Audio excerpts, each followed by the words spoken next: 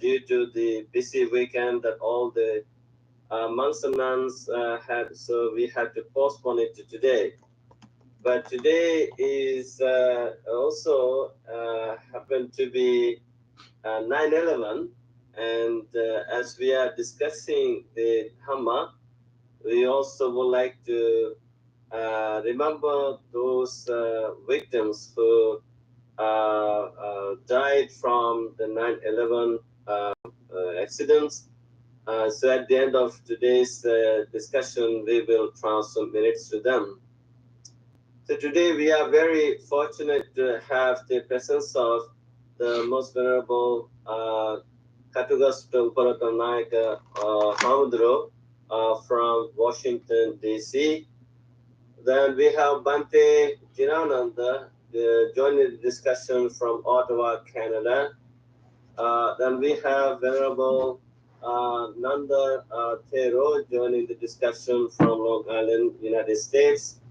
And we have Venerable Digalle Somawangsha Thero joining from the discussion all the way from Vancouver, British Columbia, Canada. Then we have Venerable Trudeau joining the discussion from Florida, United States. And then we have Venerable Bhante Sanat Vihari joining the discussion. This time, I see you are staying at empty crowd today.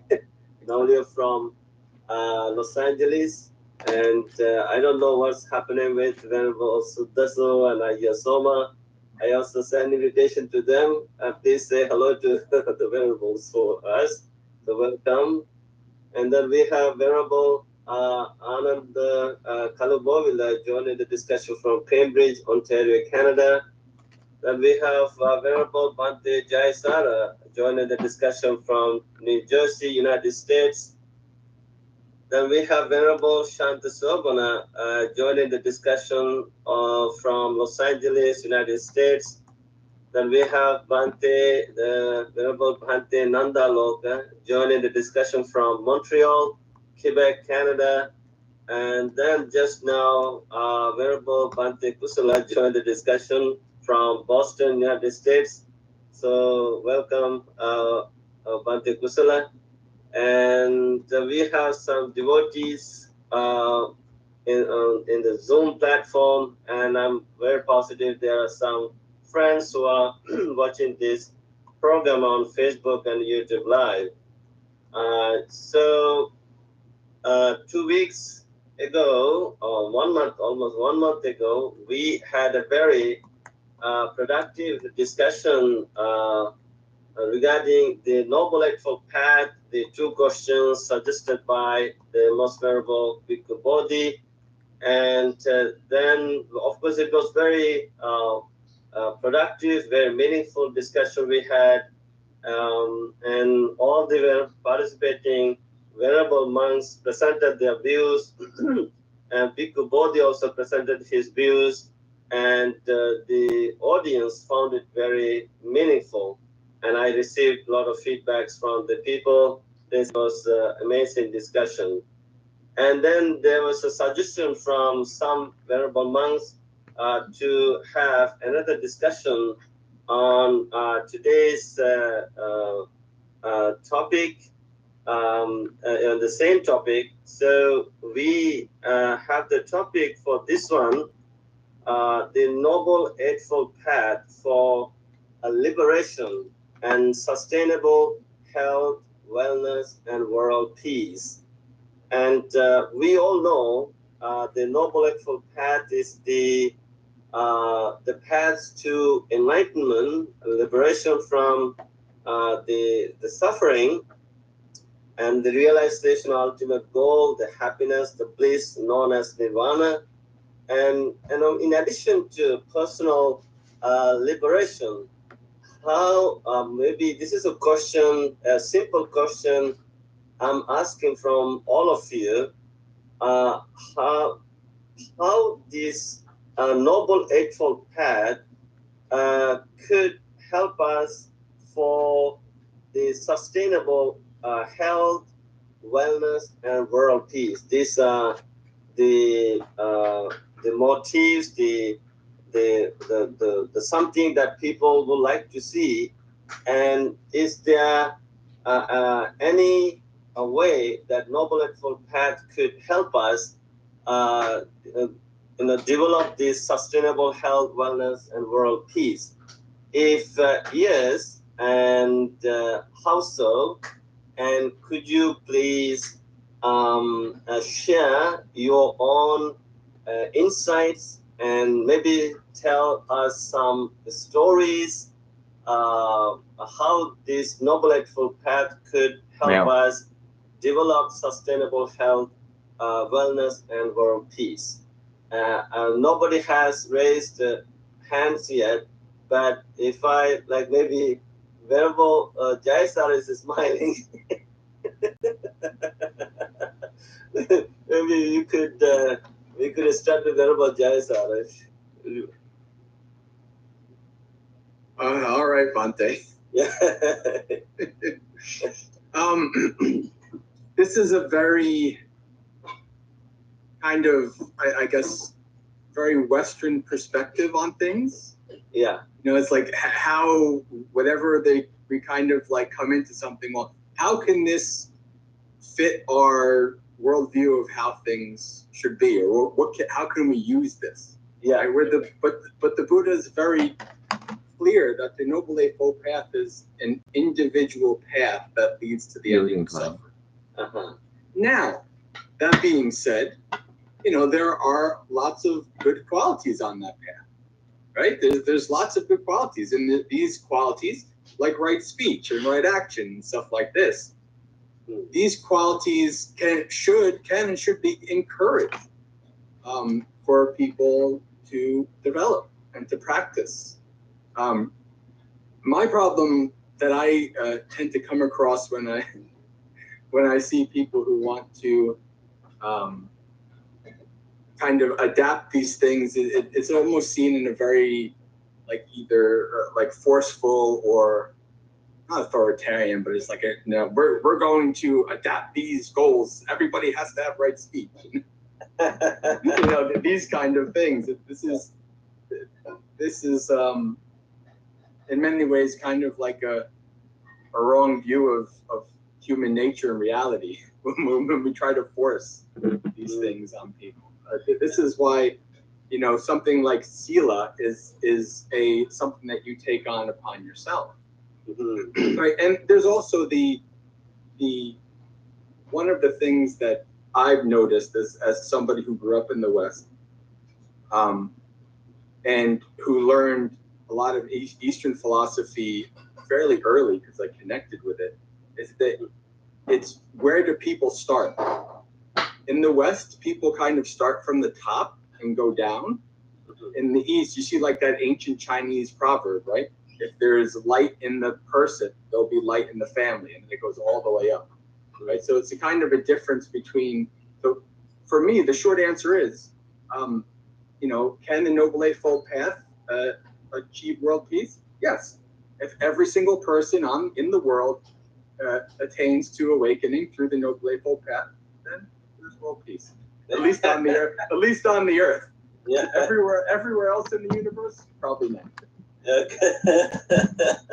So that's my hopefully not too controversial or brash take. Yeah, maybe if we expect world peace, every global citizen should have the right perspective first, isn't it? Right. So, anyways, thank you, Venerable Jayasara, for presenting your views. So I see Venerable Trudao raised his hand. So what's in your mind, Venerable Trudao? Namo Sangha, salutations to all of the venerables and most venerables present. It's been a while since I've raised my hand first, right? So I figure it's time for a change. I only had about 30 minutes to prepare for this talk today, and one of which Bhikkhu Bodhi wrote the book on communal harmony, one of his book. Yeah. So I was able to glance over what he said about it briefly. The problem, I think, in the world in describing the what so far is, why do people have these distorted views of other people? The distorted views that is propelled by self-centeredness, the personal agenda that our world leaders have, fueled by greed and anger because of the ignorance of the Four Noble Truth. And the reason why the world is it is right now is because it falls on the individual to cultivate themselves, the spirituality of knowing themselves, to see clearly that if I change and many more people like me change, then perhaps our community, our group, first and foremost, our group would change. Then our community would change. Then our state would change. Then our nation would change. And then internationally would change. It's a terrible thing, that human condition is where it's at today.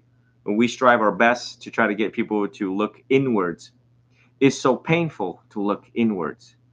When each individual reflect to themselves, to sit with the silence, because sitting with the silence is boring, and we can equate boring with death, right? Because death is boring. So when you are alone without Wi-Fi, you're like, there's so more to life right now than just to sit here in this room looking at the wall and meditate to learn about myself. Then when I sit and learn about myself, all of these good, bad, ugly, the good, the bad, and the ugly comes up. Who wants to look at that? And our encouragement to the people is that you have to go through the pain in order to change, in order to have right view. You have to look at the distorted wrong views in order to work on one thing at a time, slowly, carefully, meticulously. And so therefore the Noble Eightfold Path was very methodical in its understanding, and hopefully everyone can see very clearly, um, because they don't, right? The ability to understand the nature of things exactly as they are without delusion or distortion. Um, then I think moving down the Noble Eightfold Path, which I'll touch up on, right intention and right speech, because I won't go through all of them. I need to yield the floor for the other venerables. But right intention, always when you are with someone, the Buddha gave discourses on the wise and the fools. Obviously, we want to cultivate ourselves as the wise, and we need to caution ourselves around fools. And one way to identify fools is to start screening them for their intention.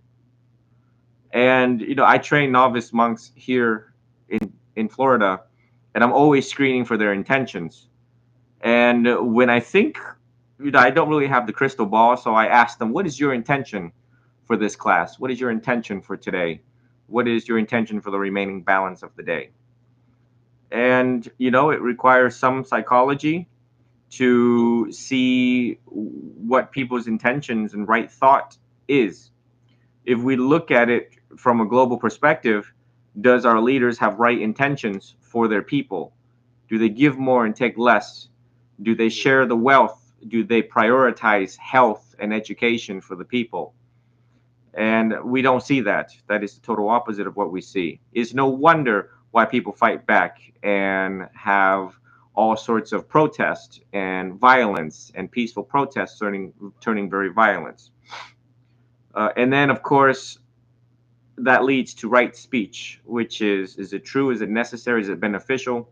One way that people can reflect on right speech in this present moment with the people that is present in your life is that when I speak to correct, when I speak to them, is it for their benefit?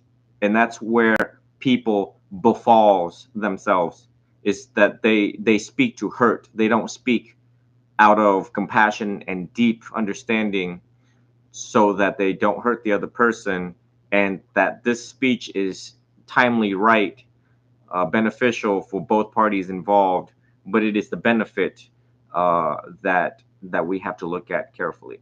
So just wanted to just give a brief on that, and Alex, you the floor back to all of you. Thank you. Oh, thank you very much, Ridal, for presenting your insights and sharing your insights with us. And obviously, as we continue with this discussion, there will be more thought-provoking ideas, and maybe later on, if you can feel free to share with us. I see three hands raised, beginning with Venerable Kalubovila Ananda. Venerable Ananda, what's in your mind? There was Bhante, and greetings to all the brothers and the Dharma friends. So I think when looking at the, Bhante earlier mentioned, the world peace, and that's a very excellent question, how do we achieve that? But I think the more accurate suggestion would be how do we attain global harmony or harmony within a society. And if you look at it, that especially looking through a sutta like Mahachattarika Sutta, I think it gives a fantastic answer to how to sort of approach this. In Buddhism, it's called by Nagarjuna that it's a two-truth doctrine. There's a conventional truth and there's an ultimate truth. So we live in a world of conventional truth, and which we cannot bypass, which we have to abide by. But your ultimate liberation has nothing to do with the conventional truth, and it's a more ultimate of nature. However, having said that, Buddha also did not decline the nature and the reality of the conventional truth. So he had the Vinaya Pitaka for the disciples to have a code of conduct, which was not directly related to the ultimate truth, but related to the conventional truth which was available at the time. So Mahachattarika Sutta, it gives a fantastic answer to that when asked about the Noble Eightfold Path. And again, if we look at the linked discourses, the Samyutta Sutta, Samyutta Nikaya, more than 60%, 70% of the time you get the Four Noble Truths and the Eightfold Path explained. So it's a very vital thing that in Buddhism which you cannot skip. But in Chattarika Sutta, what Buddha says is that the Noble Eightfold Path, I will explain it in two ways. One for the conventional truth and another for the ultimate truth. The one which has affluence, siding with merit, but the other one is not, there's no right without affluence, transcendent, and a factor of the path. So there are two samadhi or two types of Eightfold Paths described there. And again, if you look at the first part, I think it's directly related to the topic here, how we could achieve the global harmony peace through the Noble Eightfold Path, starting from the right view. So I would go to more action-oriented things like so from right view, right resolve, right speech, right action, right livelihood, right effort, right mindfulness, and right concentration. We could sort of apply things like right resolve, right speech, right action, and right livelihood, right effort directly to this conversation. Things like right speech, the right speech which is described first on the Noble Eightfold Path, which has affluence, which is siding with merit, abstaining from lying, from decisive tale-bearing, from abuse, from ill character, or right action would be abstaining from killing, taking what is not given, from illicit sex, etc., etc. So on, it goes on to livelihood, and I think if one could stick to that basics, the world would be a beautiful place where there won't be bad things happening. And if we can stick to the first type of Noble Eightfold Path discussed there, that's fantastic. However, having said that, there's the other part which is without affluence and transcendent and a factor of the path, Anashrava and Arya. So that's a whole different Noble Eightfold Path which is mentioned.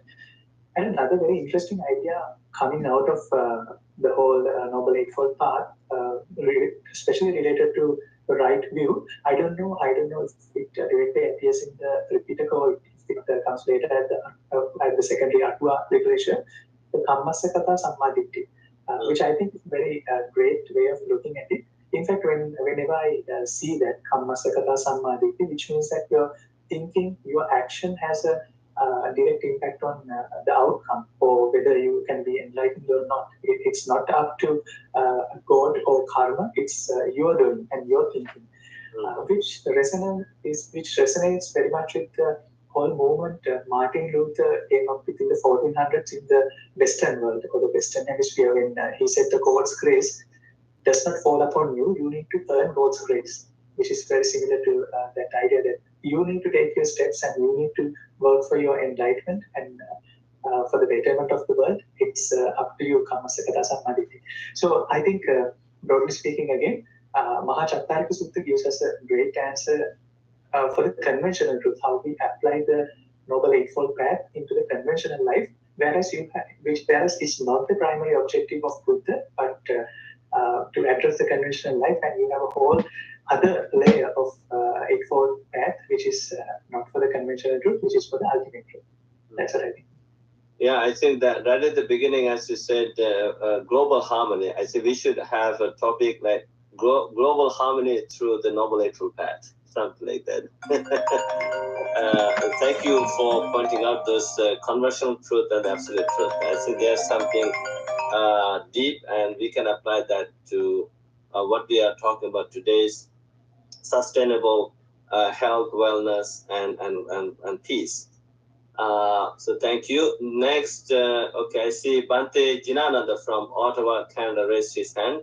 Bante Jinananda, what's in your mind? Thank you, Bante, for the opportunity. First of all, we transfer our blessings to those people who are affected from the Morocco earthquake. I think so. We should all have that compassionate mind towards them to heal them from the wounds. I think a lot of people died from that tragedy. So while Bante mentioned about the 9/11 attack, we should not forget these people who suffered from the earthquake as well, so that our blessing should go to them, so that that's what we can do. It's a part of our practicing Noble Eightfold Path too, because in talking about world peace, what we are looking for is to make people heal from the wounds they themselves made, and also others made for some group of people, so that let's have that compassionate thought. I listened to these very good monks and their presentation on the Noble Eightfold Path, which is very nice. So as we discussed so far, the Noble Eightfold Path, what we call Arya Attangika Magga in Pali, is for self-liberation. That's the mechanism the Buddha presented for anybody to take in and release himself or herself from the burning suffering.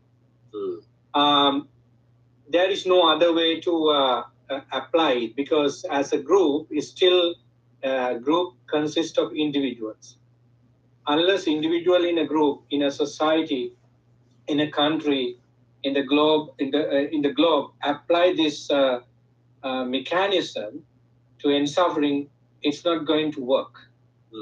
We can take some very good examples and teaching from the Noble Eightfold Path for the mundane peace and happiness. It is possible, as those venerable monks explained.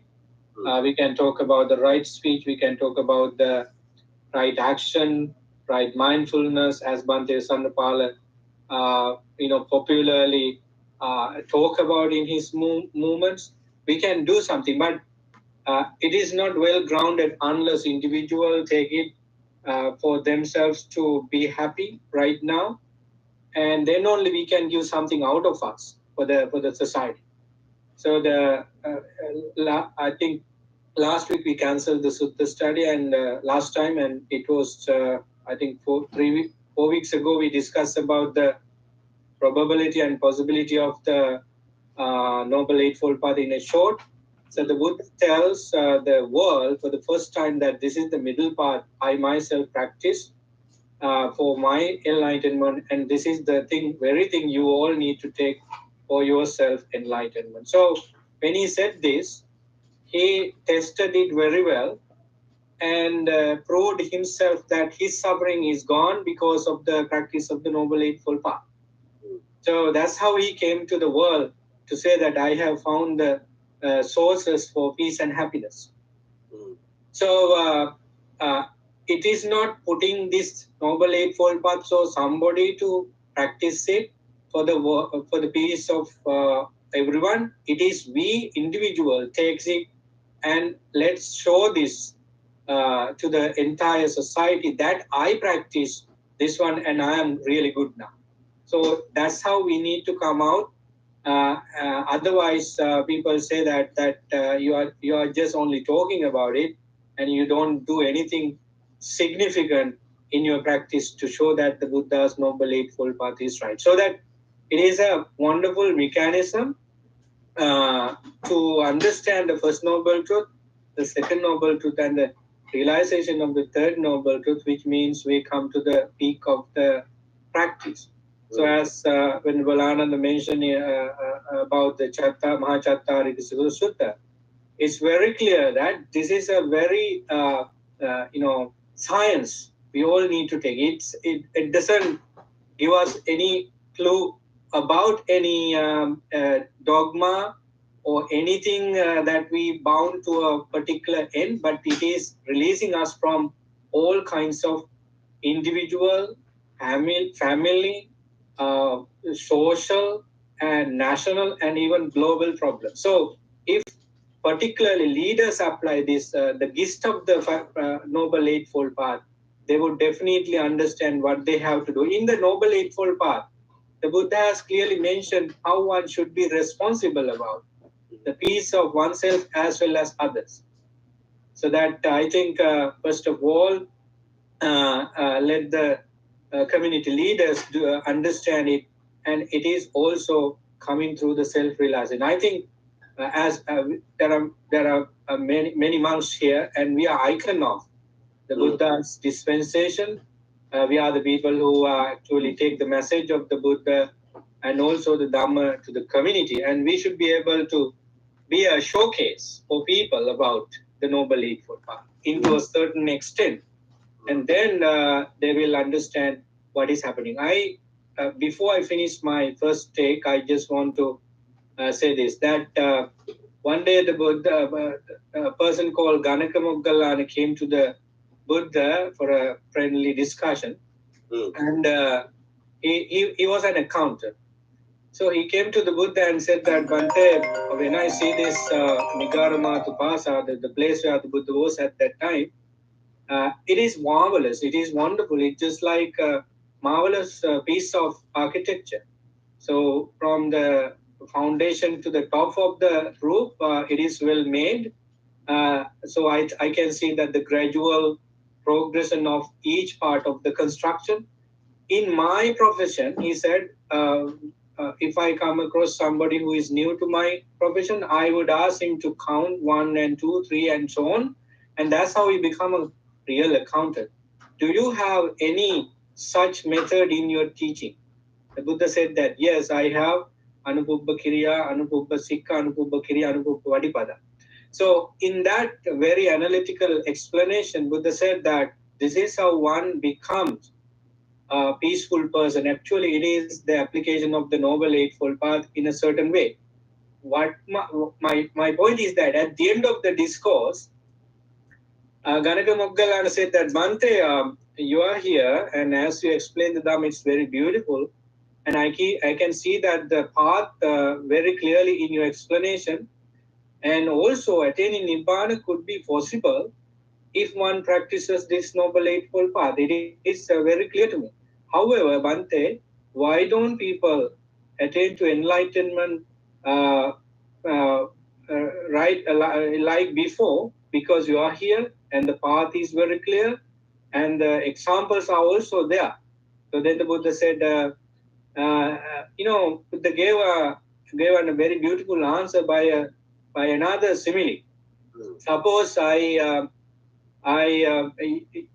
you advise somebody to go to city called A to a city B.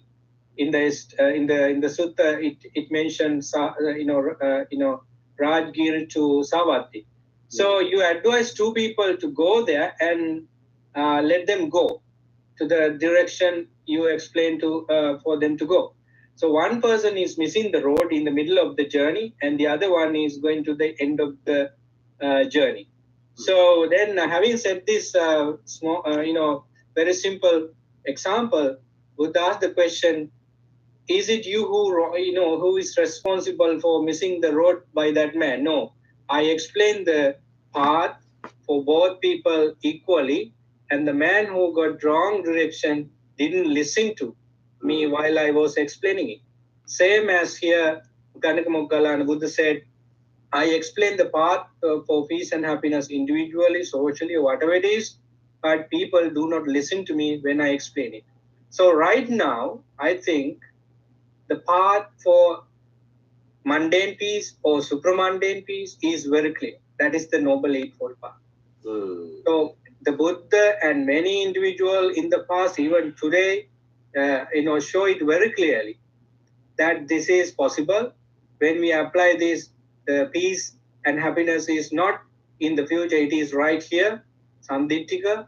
You can see it, you can feel it, so that it is our responsibility to follow. So that I think the Noble Eightfold Path is the sweetest Dharma, I believe, in my experience, because it gives you healing right there when you practice. That's what I wanted to share with you. Thank you, Bhante Jinananda. I think you gave a very beautiful metaphor based on the sutras. It's also like how when we go to a destination and feed the address to this map, Google map, and the Madam Sri keeps telling you, okay, go take this road, go right, go left, go straight, exit at this. But if you don't follow her, of course, she's going to scream. Yes, that's true.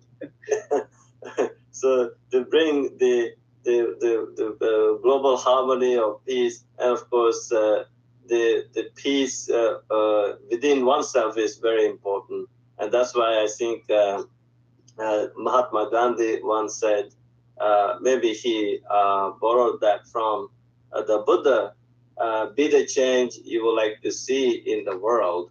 So this is also what Buddha exactly did in the 6th century BCE, changing himself, following this path, testing the path and experimenting the path, and he realized what he wanted to realize. And then he returned to the society to show the way. And of course, he did not force people. He would simply travel from village to village, kingdom to kingdom as a transformed person, individual, enlightened being. And those who were interested in his appearance as peace, happiness, freedom, and approached him, then he, of course, told them, this is the path that led me to become what I am today.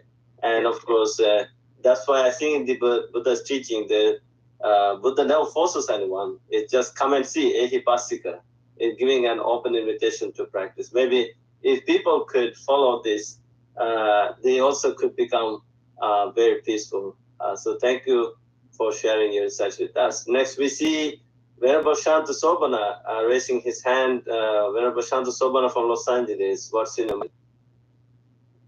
Thank you very much, Venerable Sirs, and with the respect to all the monks and all the listeners. And I think this is one of the very hard subject when it comes to world peace, because we see from the history that most of the leaders come to power talking about the world peace, and most of time people appreciate this, and everywhere we see people take this word to get into power and become famous, but still, and it become one of the most corrupted word when it comes to politics and when it comes to even the religions, because we see most of time when we look at the human history, people use this word talking about, oh, I want to bring the world peace,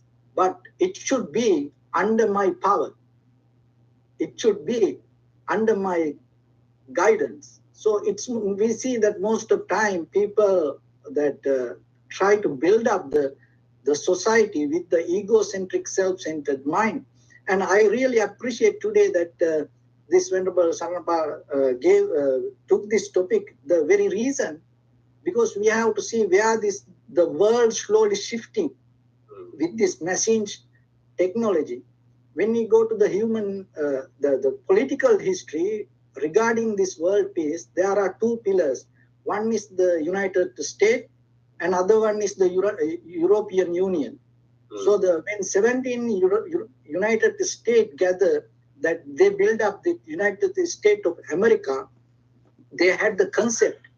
So we have to be American, and once we come together, we can become stronger.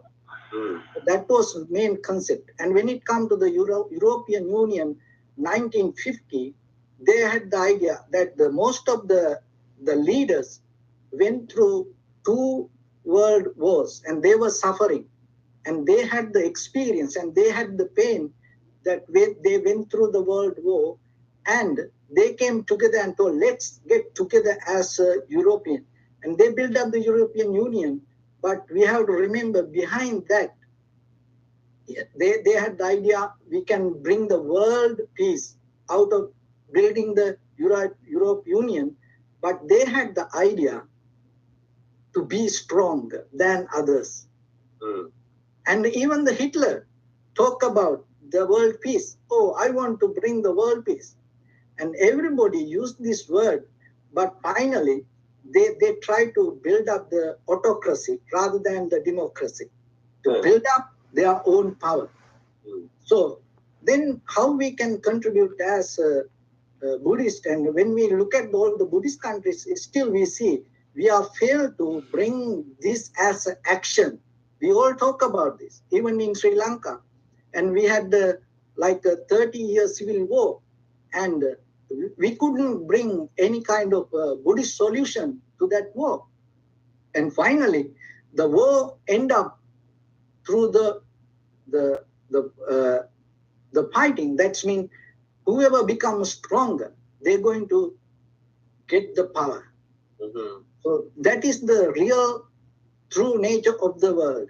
So even today the same. So then what we have to look and why we have to be very careful, because now slowly the world shifting to become more powerful with these machines and technology, and someone try to get all the power to one hand. And there are two, three, the pillars slowly building up. So then with this, how we can contribute as Buddhists through these teachings, and how we can stop this. So only way to stop this is not only just bringing that Eightfold Path. I think that is not enough when it comes to the world peace, because there are many other subjects, education, and another thing is the economy, because the people use this poverty as one of the strongest tools to keep the power in their hand. Then they plan countries to become poor to keep the power in their hand. And so when it comes to that, there are two pillars that mainly that the politics and the power and the spiritual buildup. One is individual morality, and other one is the political morality. So individual morality, through the human history, it's a love your neighbor. But still when it comes to the reality, most of the countries, they fight each other with their own neighbors. And when it comes to countries, sometimes they fight within their own land, in like Gaza and Palestine, like even in Sri Lanka, North and South, and there are more other countries we see, the very neighbors and even their own country fight each other. So when it comes to that, how we can build up the political morality through this spiritual ethics. So important part is bringing this to the table and build up good leaders. So when it comes to good leaders, it go to the school. When it go to the schools, And we see most of the, all over the world, still today, most of the political decisions they take based on the history, not based on the very reason in front of them. So that is where we have to fix this problem. If the leaders can take the decisions according to necessary cause and conditions in the environment and in the reality, that means in the present moment, rather than based in the history, then we can bring more solutions to whatever the problem we go through. So when we go to that, in the Buddhism, we know there are two pillars, compassion and wisdom. So when it comes to the compassion, in the Eightfold Path, that the build up a very ethical person, the ethical conduct, that means the sila. So Eightfold Path go with the three categories, sila, samadhi and panya, ethical conduct and the mental discipline and the wisdom. So in the very first level of this ethical conduct, depend on the right speech and right action and right livelihood. So when it comes to the right speech, that is one of the major important part that we all have to practice, because we see today media is one of the major important tool people use to get into power. People follow the media and people believe the media, and sometimes they don't listen to the God, but they listen to the news. So, but if the news tell the lies, then what will happen to the society? So as we see, we have seen there are whoever come to the power, they use some kind of media and use some kind of news. So then if the people use the truthful news, if the media and according to their ethics, if you follow the right news and if you use the right information, and out of that they can build up the very good, clear society. So even when it comes to the present leaders, so one of the main, basically after Barack Obama in the United States, one of the world very famous leader came, that is Donald Trump. He was a powerful political leader, but see what he go through. Why? Because telling lies and the wrong speech and the wrong action. So in case if somebody, there were many spiritual leaders close to him, but no one advised him to follow any something kind of like a very basic human ethics. And publicly he used to accuse, and publicly he used to attack to journalists, and it bounced back to him. So when we look at the world, Putin, he's a very strong leader. But look, he created a certain kind of war, and there were many spiritual leaders behind him, as we know. There are many lamas, and used to be kind of like so very closely associated with Putin. But when it comes to the politics, no one able to guide them to do the right things. So then, if we see that as Eightfold Path, if we take it as a basic foundation and build up a very clear educational foundation and build up the political subject or the political education system based with not to take the decisions out of the historical event, but according to whatever the necessary cause and conditions go through our society in the moment. And that is where I think we can bring a more better life for the future, rather than keep circling the same situation again and again. So that is what I want to contribute. Thank you. Yeah, thank you. Thank you very much, Shanta Sobala. Actually, you brought up a very unique point here.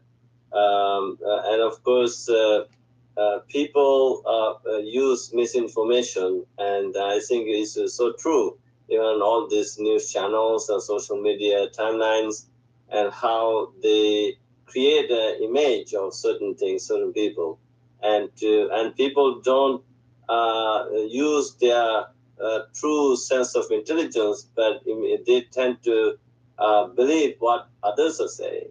So I think this is where I think the Buddha said, no, don't just accept everything as they are saying, but then if you're supporting someone, or then you just look at, like, is this bringing good to me, to others, to everyone?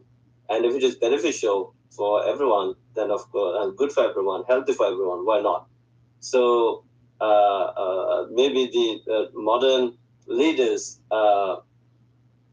they, to keep their power, they are just trying to keep the one thing that you brought up, that's so true. It is a poverty, and there are leaders who want them to be poor all the time so that they can retain their power and stay in power, and so this is how society, the world becomes so corrupt.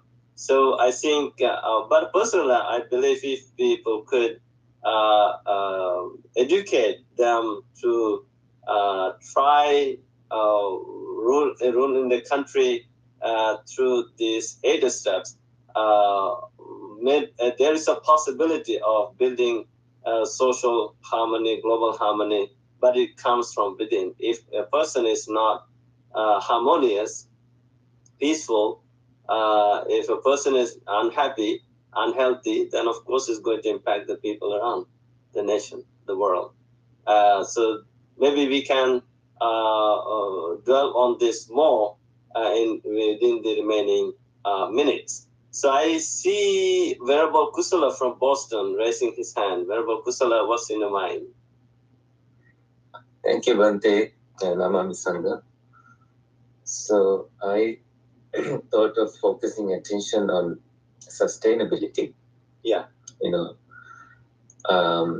this discussion, it's very timely that we have kind of come together to discuss something involving peace and sustainability.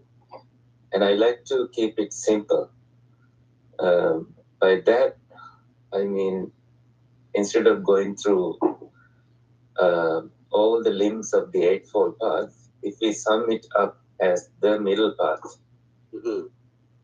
I think that makes more sense in a discussion that only goes for an hour and a half. In that, I like to see people nowadays doing things that are so good for the picture, but underneath there is so much harm being done. And I like to kind of get this image out of my head before I say anything further. That I saw an image of an elephant given some explosives, chewable explosives, so that it is wounded on the side. This is a very painful image to see. And on the left hand side of the image, I see a man bringing fruits and worshipping a god that is a representation of an elephant. And if you place sustainability and peace in that context, this man is worshipping an elephant on the left hand side, and on the right hand side, there is an elephant suffering because of a man's action of putting explosives as food. So the elephant eats it and it explodes in the mouth. So where have we come so far, in our journey of practicing the middle path to give the voice to the voiceless? If we include that aspect in the teachings of the Buddha was always highlighting that rulers, just ordinary human beings, should focus on the natural environment and be respectful to the natural environment, the nature. And I think what is happening in our greedy mind is we try to achieve things so quickly. We try to get the get a degree so quickly. We try to earn so much so quickly, build a house for our own life so quickly. In that journey, we forget, the sustainability, the element of sustainability, that we have accomplished everything. By then, we have forgotten so much more. That there's also birds living, there's also elephants living, fish living. There is so much more happening in this wonderful, beautiful world, and we have forgotten. We have not given time to think about their value, existence, and the way they behave in this universe. There's no animal that goes to a park and leaves some candies leaves, some ice cream papers wrappings. There's no animal doing that. There's no animal that goes into the jungle thicket and leave any trace other than just their footprints. We humans have forgotten these things, and we used to be like that, and we have come so far to invent very easy ways. We have shopping bags, we have plastics, we have foam cups, very conveniently. We just trash it. And some of us don't even have the time to think where this goes, where this ends up eventually. And maybe there are these, according to the rumors, that there are these large companies, chains of organizations throwing this into the beautiful ocean. And when fish, eat these products, whatever the waste products, eventually humans consume the same products. Humans eat fish, and in return, we get something that we did not ask for within our own bodies. And I think a simple image like that, can tell us so much. And when we achieve everything so quickly in life, do we see that do we have that peace within us when we know that there's so much more that we have ignored in trying to achieve something materially so good looking? We have everything branded. Someone recently designed an Adidas and Apple looking coffin, that you like to die and go in a branded coffin up upon death. Is that what we are ultimately achieving? Is that the middle path? It looks so fancy from outside, but I think it's hollow and it's empty, and it's not the real meaning. And Bhante has mentioned about health. People sacrifice wealth, to earn. People sacrifice their health to earn wealth. You sacrifice your health. You just spend sleepless nights sitting in chairs and getting angry over things, and you sacrifice that health to earn wealth. And eventually, when you have wealth, you sacrifice your wealth to regain that health, the lost health. And this seems to be the kind of life we all seem to live, including monks. We sometimes forget to take a walk outside and appreciate the nature. Some of us have the habit of doing it every day, do the step counts, and make sure that our health is not wasted by doing the good things we supposedly do. And walking meditation is part of the healthy practices that monks do.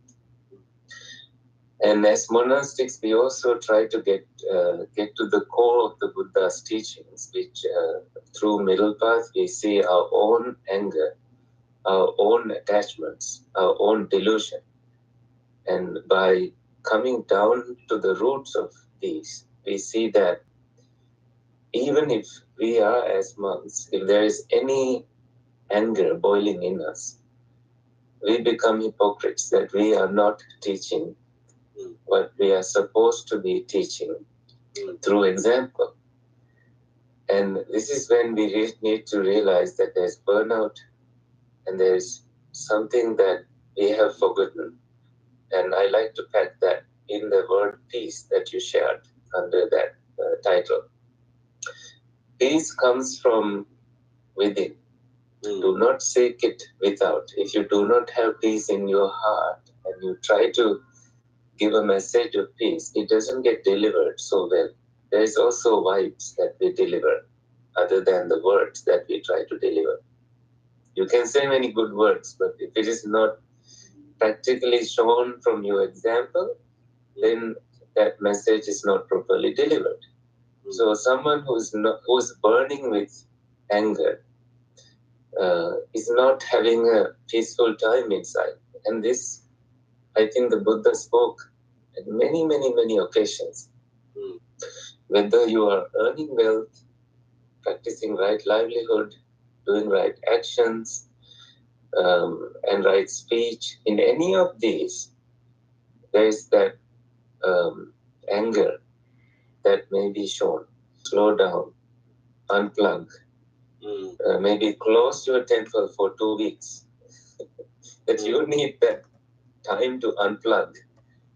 And you need that time to see that, oh, I have been so busy. I have not been giving time to myself. I have been doing good, but I have been doing harm to my own inner well-being when I'm doing the good that I have been doing.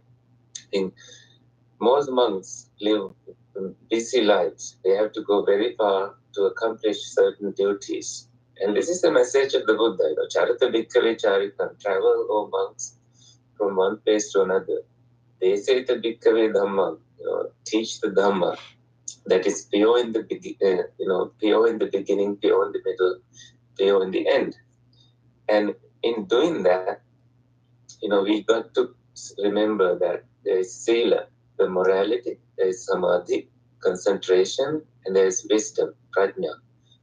A combination of all these is what we need to be teaching, what we need to be practicing, before we even teach about it. And if there is sila lacking, if there is morality, virtues lacking, if there is concentration, samadhi, time for meditation lacking in your life, and if there is time for wisdom lacking in your life, there is no sustainability at all in that kind of life. It is a life of harm to yourself. And I think Bhante Santasoban highlighted that it is then harmful to others as well. Because you are not very authentic to yourself. You are not speaking the truth within your own life. You are burning inside as you are, perhaps speaking to the world. So those are my 5 cents for now. If there's time, I'll come back. Thank you, Bhante. I'm just wondering whether these are some reflections from your recent book on forgiving ourselves and others. No, actually, I have seen like you also take it for your own self-care during a visit to our temple, even a week ago. You made sure to spend time in the shrine room meditating, which I greatly appreciated. So I think it's very important for us to have our own time for meditation, for our own reflection. So thank you, Bhante Kusala, for sharing your insights. And I see, okay, Bhante Pesala from Sri Lanka, it's early morning for you. Venerable Pesala, what's in your mind? First, you have to unmute yourself. I think you remain muted. Can you, wonderful. What's in your mind? My Vandana to Mahasangha. So thank you, Bhante, for providing me the opportunity. And so far, actually, our great Bhante already answered the they have given the answers, necessary answers. Actually, I was also expecting to answer with the Mahachattarasika Sutta that our venerable Ananda Bhante already answered. Yeah. So in that sutta is the only thing that this the factors that we are talking today, the liberation and health, world peace, wellness, and everything with regard to Buddhism, we can get a point only from that Mahajattari Sutta. It is the Noble Eightfold Path. It's twofold. One is called, as Venerable Bhante Anand explained, Sasava Punyabhagya Upadivekvakka. Sasava means it is with influence, and Punyabhagya means it produces us the merits and sin, virtues. So it will, though we practice worldly Noble Eightfold Path, it will give us the rebirth in the existence, re-existence. So we have to reborn in the future. And Sadhava Punyabhagya Upadivekvakka. Upadi means it's the English term for the substratum. It is extended. So there are 4 types of upadi: kama, klesa, abhisanskara, and khanda. Kama means the objects that we desire. Through the eye we like to see the forms. From the ear we would like to hear sound, like that. From the 6 sense faculties we like to objects. So that is called kama upadi. And the klesa upadi means the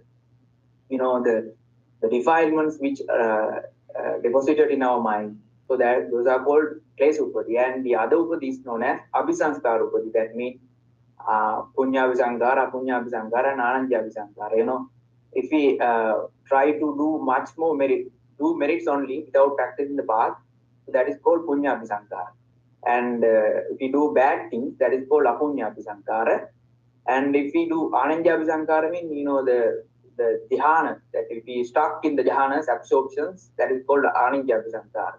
So those kinds of upadi brings us while practicing the conventional truth. But when it comes to the supramundane state, that is called, Buddha said, Lokuttara Magganga Anasava. Anasava means that path is without any influence, and it is Lokuttara, means it doesn't talk about this world. It is always dealing with the beyond the world. That is called Lokuttara, and it is Magganga. It is the part of it is already on. We are when we practice that, we are already in the path of the Noble Eightfold Path. That is called Magganga. So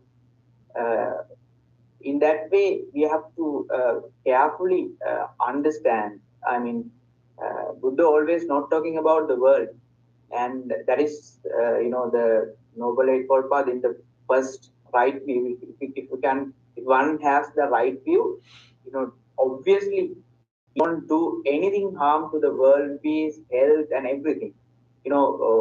When we talk about the second step, right concept or the Samma Sankappa, there are 3 basics. Avyabhada mean the wishing the well-being of the other creatures, every sentient beings, and Avihimsa mean the compassion, and the Nekkhamma mean he trying to find the emancipation from everything, every attachment, every bondages. So definitely the one who practices, he won't harm the peace and wellness of the world, sustainability of the world. And one day, so as monk, it is our duty is to bring that past to the existence. Because in Ani Sutta Bhante, our great teacher has given a beautiful simile and already explained our Buddha, our teacher, in the future. It's beautiful thing happen. Like Buddha said, when we're monk, in the future, people will lose the focus on the deep teaching of myself. So it is he has given a simile to understand. There was a group of people, they known as Dasaraha people. and they had the way of communicating. If the kings, the people, if they have the message to pass the people, they send a drummer with the drum. So the person who's having drum, they go to the people, go to the society, and they pass the message by playing the drum. And unfortunately, with the time, the drum split into two parts. So what the people have done to repair that drum, they inserted a peg. So with the time, people it continually splitting into parts. So each time they inserted a peg. Ultimately, instead of the drum sound, it will create only the peg sound. The impact of the peg sound. So clearly the message won't pass. So Buddha said, similarly, in the future, in my teachings also the same. Instead of focusing the noble eightfold path, instead of focusing the liberation, the disciple begins to focus on the other part of without focusing the main thing, just focusing the other part. So as disciple, our main focus is to focus this noble subtle dhamma, because it gives the the perfect liberation. And the another sutta, in I could remember the name of the sutta, Arogya Parama Labha Santukti Paramam Dhanam Vissasa Paramanyati Nibbanam Paramam Sukha. When we practicing this noble eightfold path, the peace and the health is obviously comes to us. So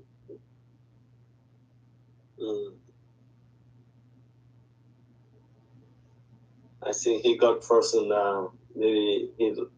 Okay, we will get back to him. So he presented some beautiful insights with metaphors. I think these are very powerful, which we can apply. So I see Venerable Bante Nandaloga raising his hand from Montreal. Bante Nandaloga, what's in the mind?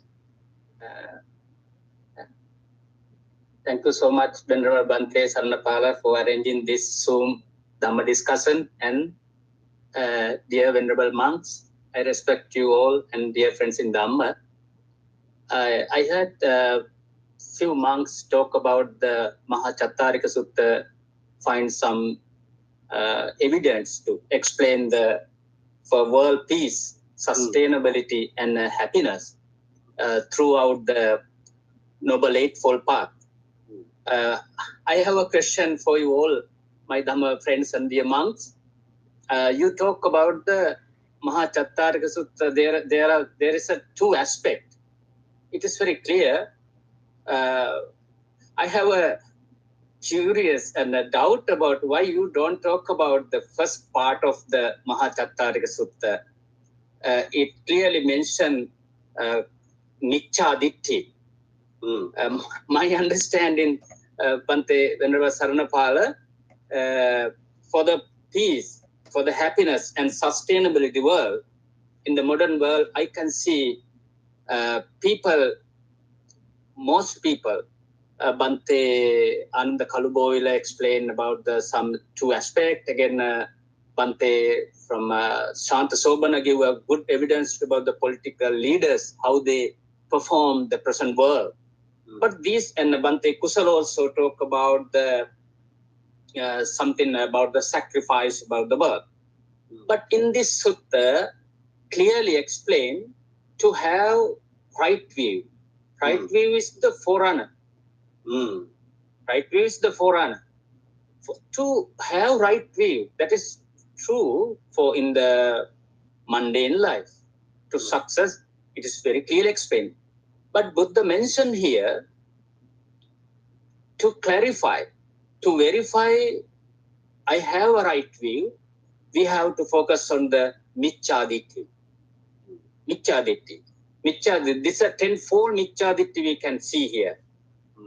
First one is Natti Dinna. Nothing given. This one enough, Bante, to clarify if someone avoid in their life, if they can accept. if they can understand the significance, importance of the generosity. That's the opposite word is generous, given. Most of people in the world, why they stealing, why they try to grasp some properties from other countries. In the modern world, I don't mention the country who fight each other. We can see lots of conflict. In the modern world, so many company, so many rich company, they all try to grasp things to collect from the poor country. Because on the one hand, while they practice given, they help for the charity for the poor people, and on the other hand, they try to hold everything on their hand. Nattidinna. So this is a very good point to understand and practice.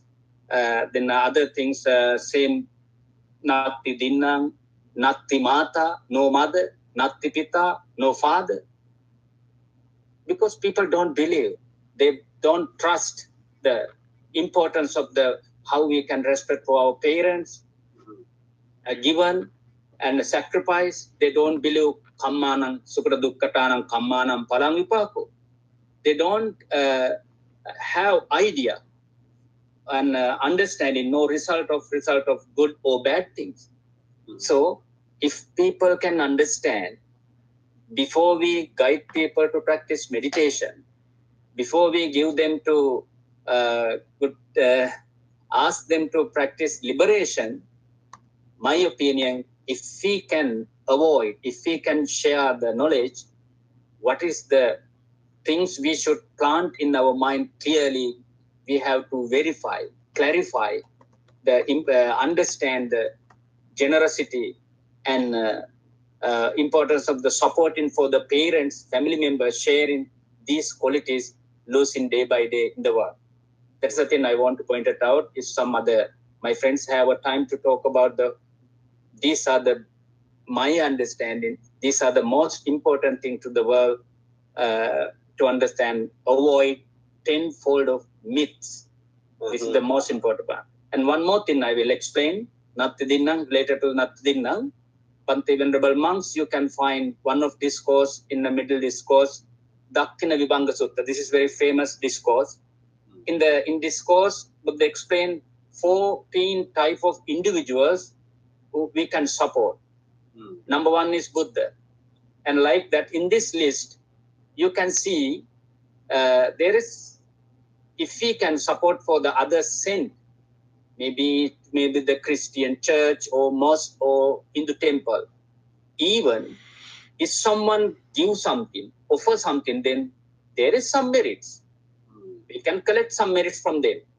Number 14, if we can, Bhante Kusala mentioned about some animals, if we can give support for the animals, through that also we can receive some merits. This is the way people can improve and see the world and sharing. Then we don't, without keeping any distance, if we can see the world, if we can share our kindness, compassion, truly this, according to the Mahachattarika Sutta and Dakkina Vibhanga Sutta, this is the way, Bhante and my dear friends, we can see the world peace and harmony. Yeah. That's the thing. Thank you. Thank you, Bhante Nandaloka. You actually surprised me. I'm so happy how you have conducted yourself and expressed your views and ideas in English. This is the first time I'm listening to you speaking in English, and you're so good in English. We need you to be part of this discussion every time we have this one, because the way you're presenting ideas is thought provoking. I think it's even I never thought about that part of the Chattarika Sutta when Venerable Ananda Kalubovila spoke about it. So I know you're asking this general question from all the monks, and I'm just wondering whether Venerable Ananda has anything to say about that. Yeah, Yeah. I want to mention there are three aspects, not the two aspects in this sutta. Three aspects. One is wrong view, and sammaditthi doyang vadami. That's the two other two there. Yeah. What about Ananda? Do you have anything to? Yes, Bante. I think Bante is correct. In fact, if someone asks me what is Buddhism, if I have to answer it in a nutshell, I would say two things: the Sammaditthi and the Sati, the mindfulness. Those two will sort of encapsulate the entirety of the Buddhism.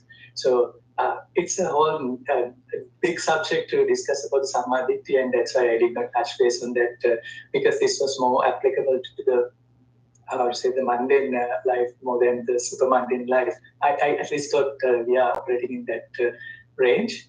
And but definitely one is correct that that's the most important idea. And I wanted to add one more thing. All the other dasa vastuka mithya ditti, for example, it is based on the idea of nihilism or nati. So another idea of nihilism is that it's always the negativity rather than the positivity.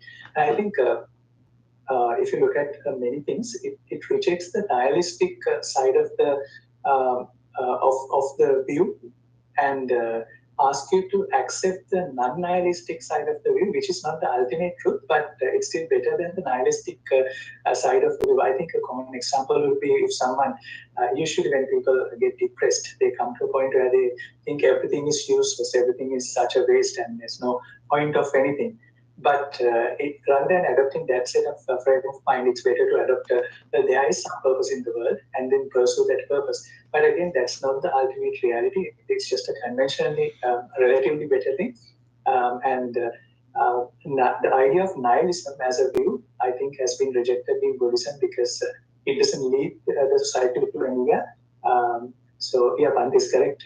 It has three aspects. Wonderful. Thank you. Venerable Trudeau, you raised your hand. What's in your mind? Thank you for having me back, and thank you for Venerable Nanda Loka, who took us all by storm. he is slow, quiet, meticulous, and very observant. So I'm glad that I hit Samaditi first.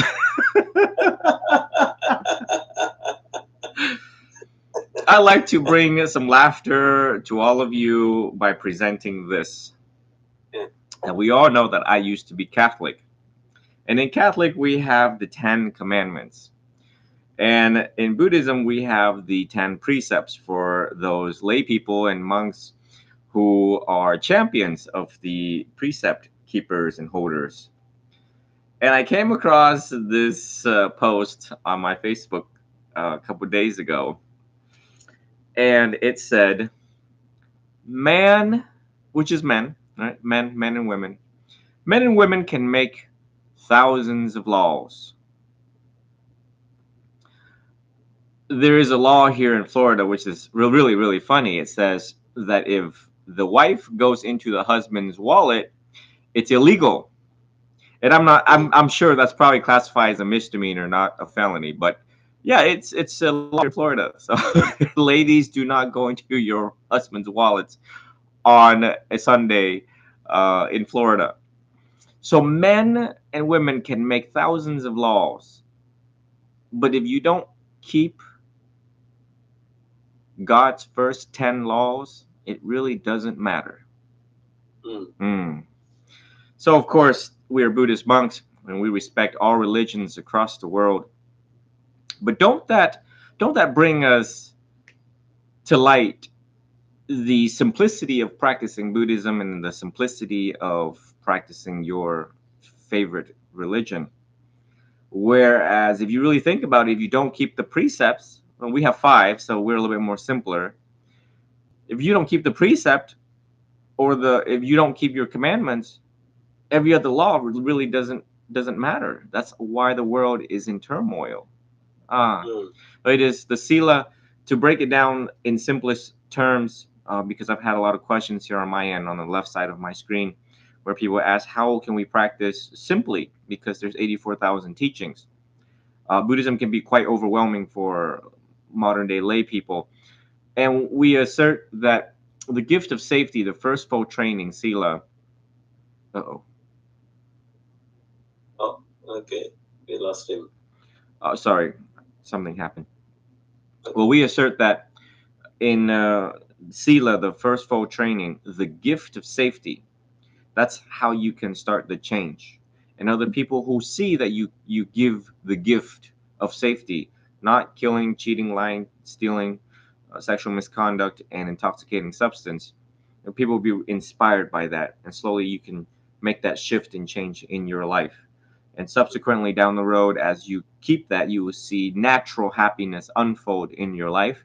And slowly you'll be curious in the Four Noble Truth. And it is exactly the Four Noble Truth that cultivates right view, samadhi. So I'd like to yield the floor back to any other monks that like to conclude today's session. But thank you for having me again. Thank you, Venerable Trudeau. I would be curious to hear from Venerable Sanata Vihari. You have been remaining very quiet. Do you have any? Then we can. I know Venerable Shanta Soban also raised his hand, but I would like also hear something from Venerable Sanata Vihari from New York. Bante, Venerables, Vandana. Yes, as Bante Nandaloka and Bante Tridao were saying, the importance of samadhi, of right view, of wholesome view. If we look at our society, there's such an emphasis on me, myself, and I, so much emphasis on greed. Since you enter school, and before you enter school, you're putting competition, right, with others to be the best student, to be the best soccer player. So everyone, since you're small, is seen as your rival, right? Maybe even your sibling, your brother and sister, is seen as your rival. And I see this play out, like even in the temple, unfortunately, some Sri Lankan parents are always comparing their kids to someone else's kids, right? Oh, this kid got into Harvard, this kid got into Stanford, and it puts brother and sisters and cousins and friends and societies and communities against each other. So how can we ever hope to achieve wellness if we're all seeing each other as enemies? We have to change our view. Yeah. We have to change that view. That's the main thing that we need to do. We need to stop being competitive and be more collaborative. That's, I think, the essence of it. Thinking together instead of me, myself, and I and mine, which Buddhism is all about, right? Stop focusing only on myself and the well-being of others. And avoid the extreme also of self-deprecation, because sometimes when we think about thinking about others, we neglect ourselves. But when we say all beings, that means us too, right? So it has to be a holistic kind of view for the benefit of all beings, including ourselves. We're not to become martyrs or sacrificing our own well-being for the well-being of others. But it has to be such a view that includes all. That's why it's called Samma, right? Like complete. Sammaditi, a complete view, not only for me, not only for others, but for me and others, as the Buddha always says. So Bante, that's the only thing that came to mind. Oh, thank you, Venerable Sanata Vihari. Venerable Shanta Sobana, what's in your mind? Thank you, Venerable. So before we finish this, because I want to mention, when it comes to the Buddhism, that philosophically the world itself means our own life and not the outside conventional world. And our own form, feeling, perception, and volition is itself the world. So when it comes to outside world, we have to remember, even though we talk about the world, there are conditions in the world. We call that 8 world conditions. It's always going to be gain and lose and fame and disgrace and the praise and the blame and the pleasure and pain. It's always going to be there.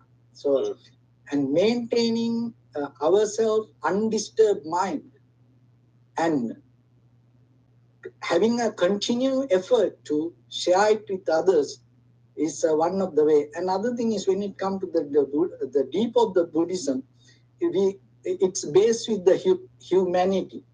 So rather than the religious label, because the religion itself creates a lot of mess in the human history. And when we come to the platform of the humanity, I think that is one of the best place. Each and every country, and from child to the elder, so the millionaires to the poor person, leaders to the ordinary person, we all can come together to one platform when it comes to humanity. If we base with that understanding, And I think that's going to become more stronger and bigger platform to give our best and give our best contribution to the humanity.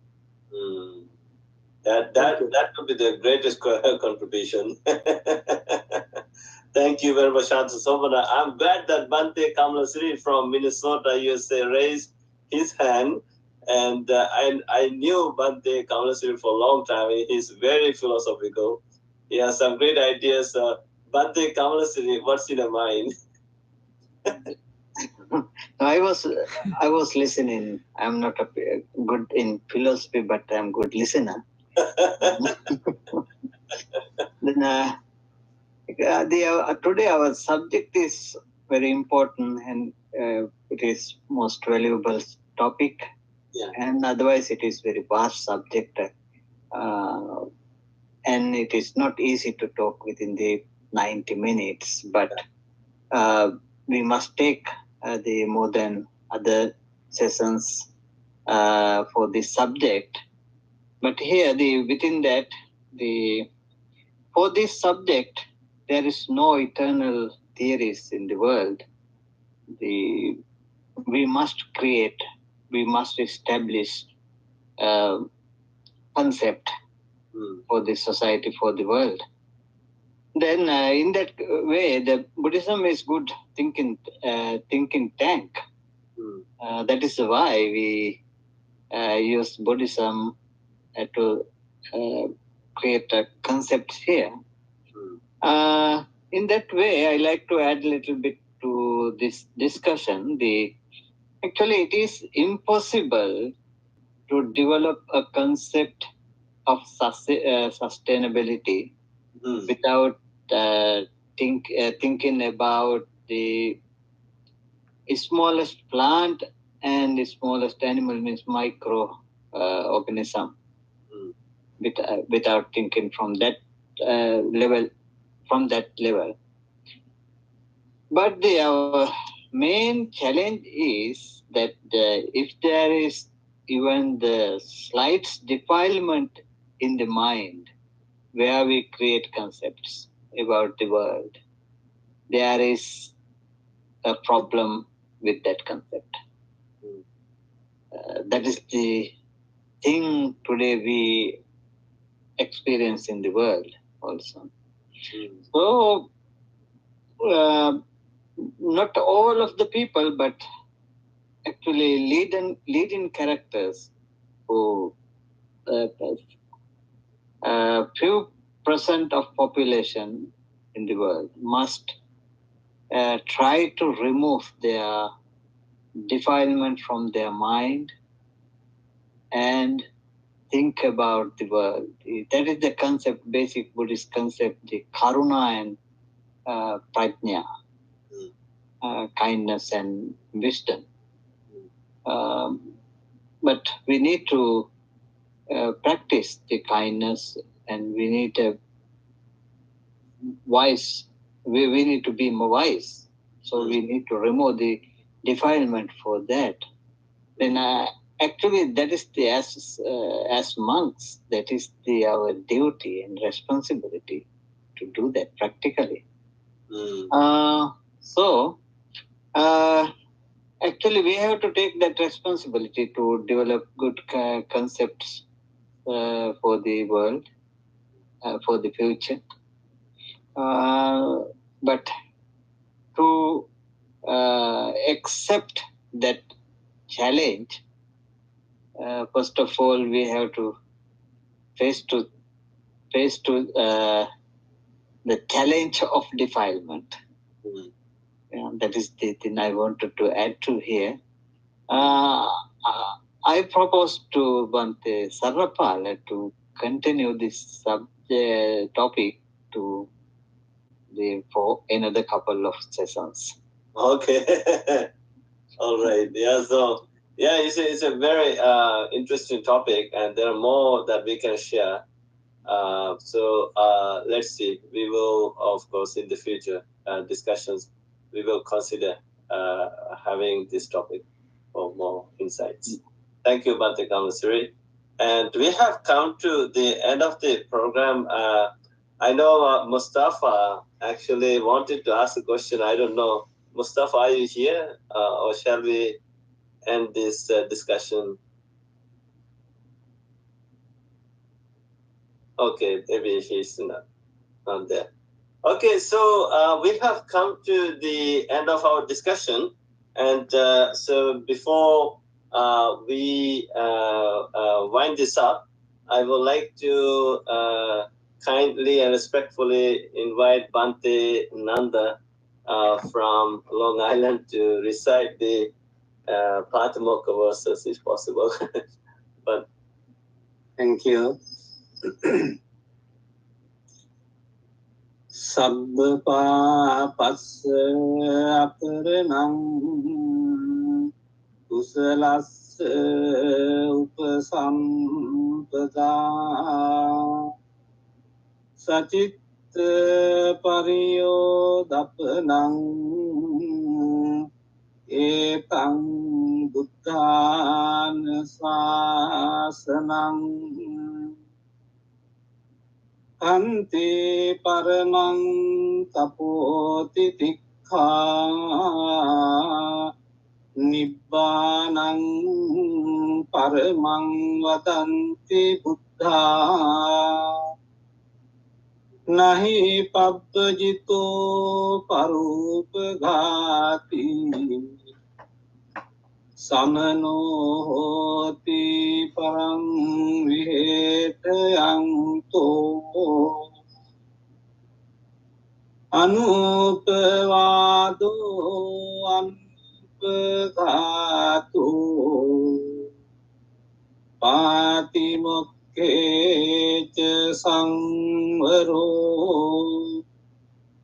mattanyutaca bhattasmin pantanca sayanasanam adhicitteca ayogo etang buddhana sasanam. Sadhu, sadhu, sadhu. Thank you, Bante Nanda, for beautifully reciting the Patimokkha verses. It was very relaxing. Thank you so much. So today we have completed our 63rd biweekly Sutra discussion, and it was a beautiful discussion, very productive, very meaningful, and very insightful. So I'm very grateful to all the venerable monks who shared their ideas, knowledge, insights, wisdom with us, and inspiring our people in the audience. And this was such a great meritorious we did. And as I said, we would like to transfer these merits to all the people who perished from 9/11, and also who died recently in Morocco from this earthquake. Whatever the merits we generated from this Dhamma discussion, may those perished receive all these merits, and may they gain speedy release from the cycle of life.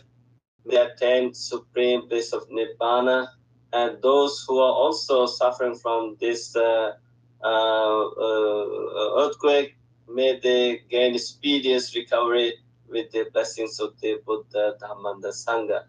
And I'm very grateful to all of you, and a big thank you to our people in the audience for listening to this discussion. And I'm looking forward to seeing you all again in 2 weeks' time. Until then, all of you stay well and happy. May Devas, celestial beings, continue to protect and guard all of you with the divine blessings for your health and safety. Sabbe Satta Bhavantu Sukhitatta. May all sentient beings be well, happy, and peaceful. Thank you. Good night from Canada. See you in 2 weeks' time. Bye bye. Good night. Night.